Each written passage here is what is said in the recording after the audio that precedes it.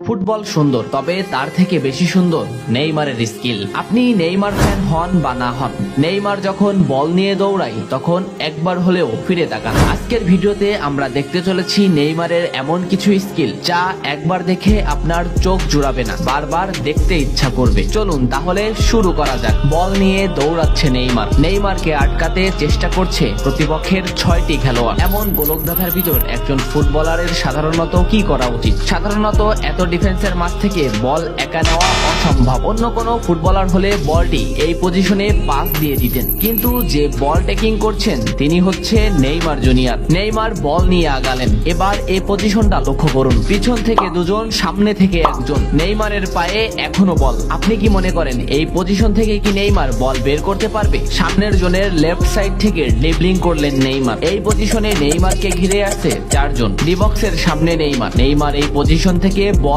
Hill করবেন এবং বল accurate ভাবেই এমবাপের কাছে পৌঁছাবে। এমন স্কিল শুধু চোখেরই শান্তি না, মনেরও শান্তি। নেইমারের এই স্কিলটা লক্ষ্য করুন। মাঝমাঠে নেইমারের পায়ে বল। নেইমারের বল অফেন্সের জন্য আছে প্রতিপক্ষের একটি খেলোয়াড়। নেইমার তাকে হোল্ড করে সেকেন্ডের ভিতর তাকে বল পজিশন থেকে বের করে দিল। এমন স্কিল দেখে ডিফেন্ডারও অবাক হয়ে বল পজিশন ছেড়ে দিল। বলের এই পজিশনটা লক্ষ্য করুন। এই পজিশন থেকে নেইমার ইচ্ছা করলে একে অথবা একে বল পাস করতে পারতেন, কিন্তু নেইমার জানে এই ডিফেন্ডারকে বল পজিশন থেকে বের করতে পারলেই বল অ্যাসিস্ট করে গোল করানো সম্ভব। তাই নেইমার বল নিয়ে আগালেন। রাইট হিলে একেও বল পজিশন থেকে বের করে দিলেন এবং নো লুক শুটে ডিমারিয়াকে পাস দিলেন। প্রতিপক্ষের 10 জন খেলোয়াড়ই এই বল পজিশন থেকে বের হয়ে গেলেন। যে ডিফেন্স গুলো নেইমারকে ডিফেন্স করছে তারা এক একজন ক্লাবের স্কিলফুল ডিফেন্সার, কিন্তু তারপরেও তারা নেইমারের স্কিল ড্রিবলিং সেন্সের কাছে অসহায়। ডিবক্সের সামনে নেইমারের পায়ে বল। নেইমারকে রুখে আছে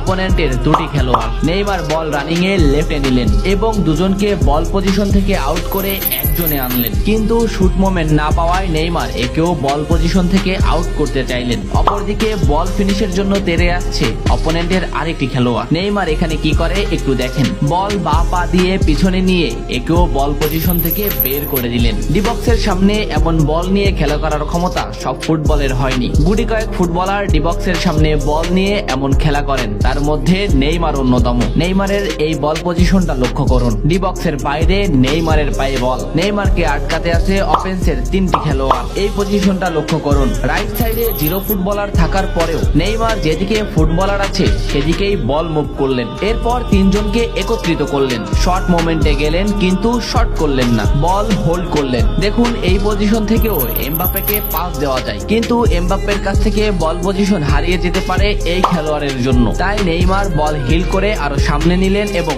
এই ফুটবলারকে বল পজিশনে আনলেন যাতে এমবাপ্পে পুরো ফাঁকা হয়ে যেতে পারে। হলো তাই, 4 ফুটবলার একত্রিত হলো। এমবাপ্পে ফাঁকা হলো, নেইমার আস্তে করে এমবাপ্পেকে বল দিয়ে দিলেন এবং গোল। এই